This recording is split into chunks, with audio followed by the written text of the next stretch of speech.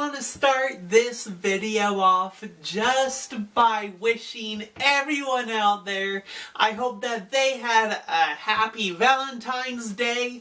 For me, as usual, it was Single Awareness Day, but I don't really mind because I didn't spend the day alone. I went with my parents to the movie theaters where we saw one of the worst Marvel movies that has been created this year, which is Madam Web. Now, something about me is that I'm a big Spider-Man fan. Like, aside from Iron Man, he's my second favorite superhero. Like, I'll look up anything related to him. And after seeing the trailer for Madam Web, I was excited for it. Like, I don't really know anything about Madam Web besides somehow she's tied into the Spider-Man universe, but the trailer for it looked dark, it looked filled with action, it looked like a really fun movie to watch.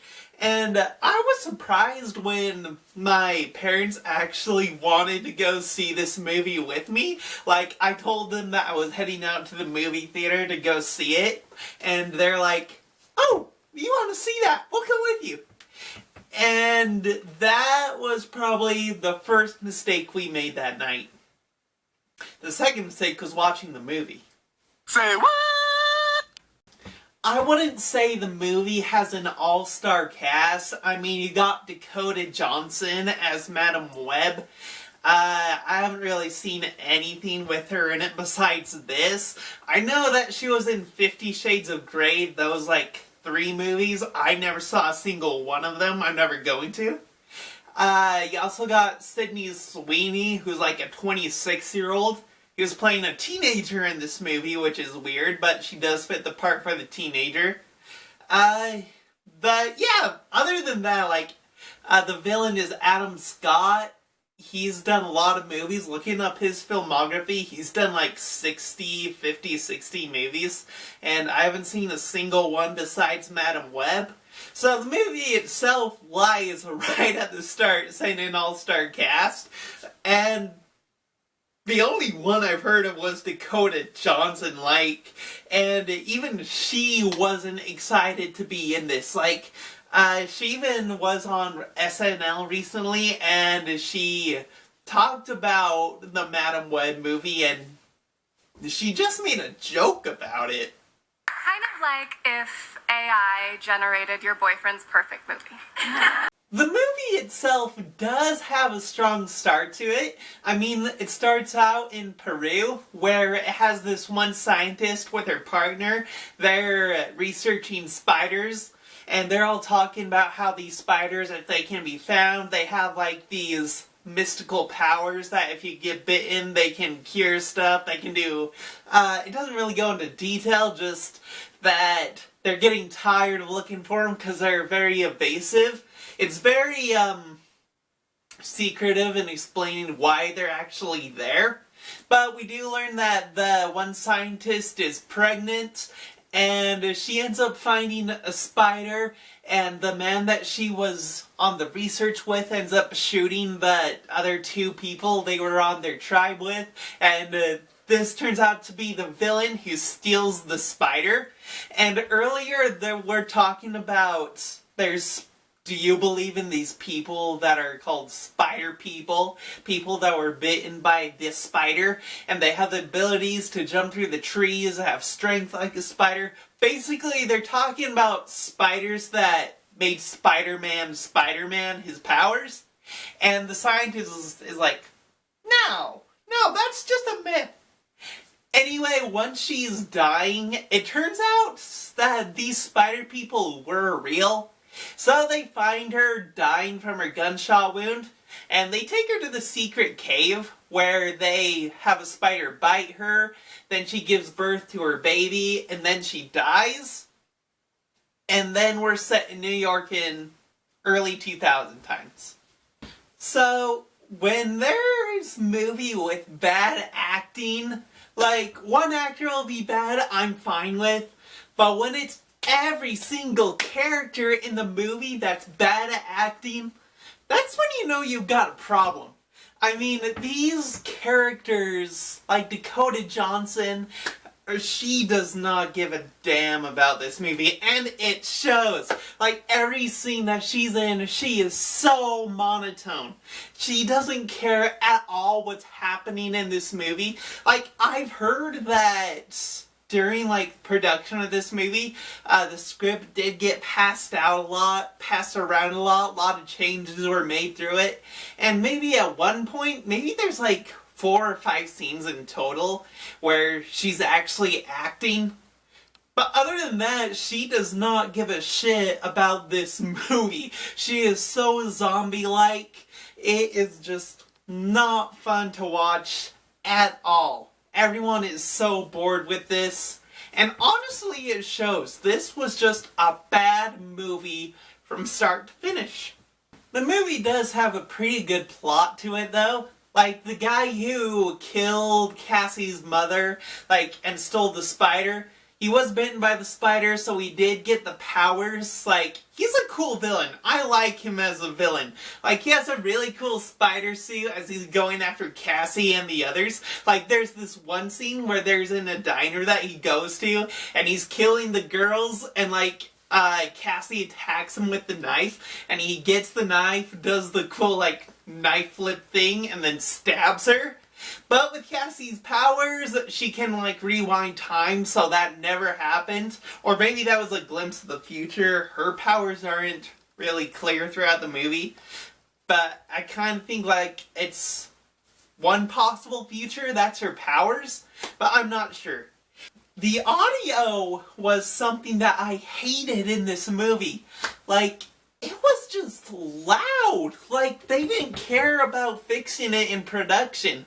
Like, there's this one scene where Cassie's on this train in the subway, and she gets this vision of the villain, like, he gets on the train killing these 3 girls, and the whole thing is, like, he's hunting down these 3 girls because he has this curse that he keeps having the same dream where 3 girls dressed as Spider Women are killing him.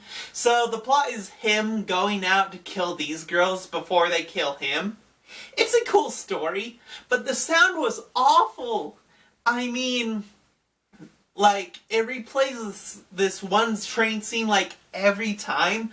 Like, so Cassie has this vision of the guy on the train, and he kills this one girl, and there's this girl on the train that screams, and her scream is so loud. It literally fills the theater. It felt like someone was actually being murdered. How loud the sound was when this lady screamed, when one of the girls was being screamed in the movie.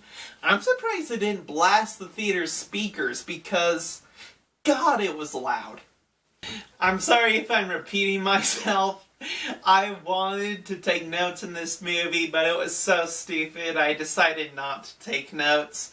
But anyway, this movie was bad. Like, there's one part where, Cassie saves the girls at the diner from being attacked by the villain, and for some reason she decides to teach the girls CPR, and I thought it was kind of funny. Like, at this point I just stopped caring. Like, every Marvel movie, they have a point where there's an important thing that one of the main characters is taught through the movie that's going to be brought at the end to bring something big to happen. And I could just call it, they're going to be using CPR for something. But what's really funny is the way they do it. Like, Cassie teaches this one girl how to do it. And she says, if you're feeling tired, switch off as soon as you can to another person.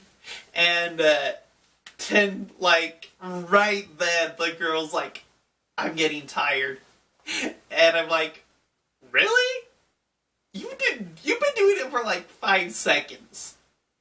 But it reminded me of that one scene from The Office where Kevin is doing CPR. I thought that was funny. I can't keep doing this forever. It's been 20 seconds. call it. With the whole CPR scene, this movie forced me to do something that I have never done in a movie before. Like, I've never done this. Like, I went to go see The Batman with Robert Pattinson. I thought that movie was terrible too. But even then I didn't do this. And that was, I checked my watch. Say what? You know a movie is bad when it forces you to check the time. I mean, if you go on to, like, the show times and it shows you the runtime, and you look at what time the movie will actually end, you know it's bad, because you're basically telling the movie to wrap it up when you check your watch. Anyway, basically it was just a waste of time, a waste of life. My mom even walked out.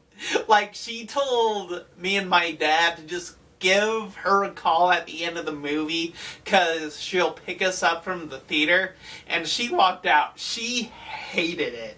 I asked her if she gave it 0 out of 10, and like me, I gave it a 2 out of 10. And that's being generous. One thing that bothered me the most was there's no bonding in this movie. I mean, like, you got these 4 characters on screen 95% of the time, and they don't like each other. Like,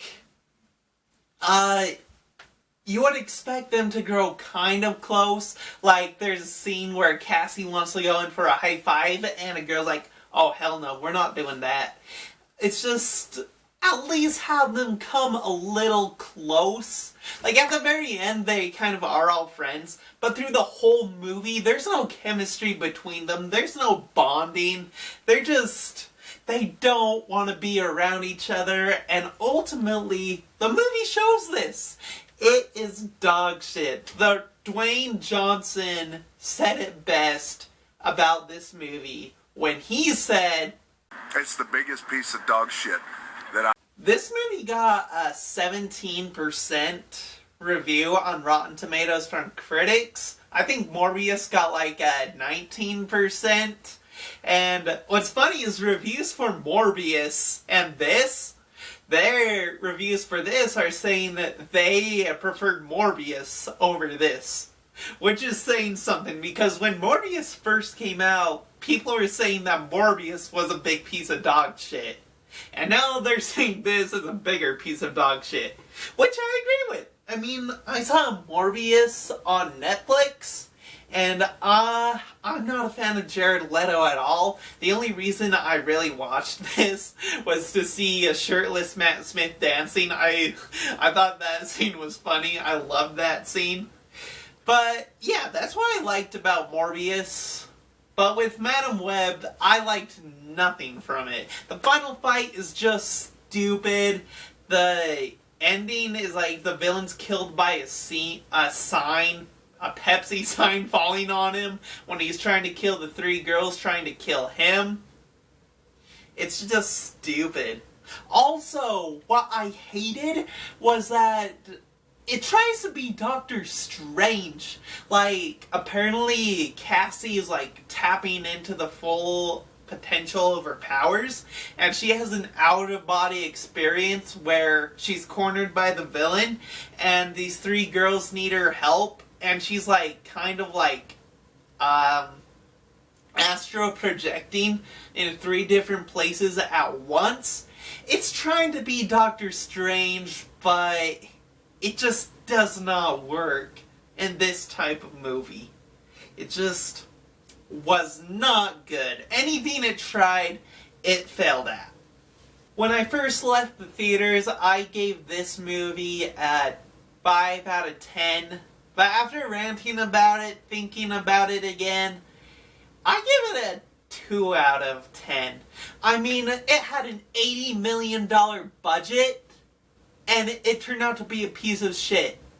The first Deadpool movie had an $8 million budget. Madam Web had 10 million times that, and Deadpool was 10 million times better than Madam Web. This was a complete dumper, my friends. So, complete waste of time, a complete waste of Dakota Johnson. Horrible movie. Would not recommend seeing it. So yeah, that's Madam Web. A movie about a guy trying to kill girls who are going to kill him in the future. That's what it is. Anyway, guys, that is the end of the video. I hope you liked this video. If you're interested in Madam Web, I don't recommend you seeing it, but if what I've talked about it is any interest to you, go see it, see what you think about it. Anyway, I hope you liked this video. Please give the video a thumbs up. If you made it this far, please subscribe. I would really appreciate it. And we'll see you next time. Have a good day.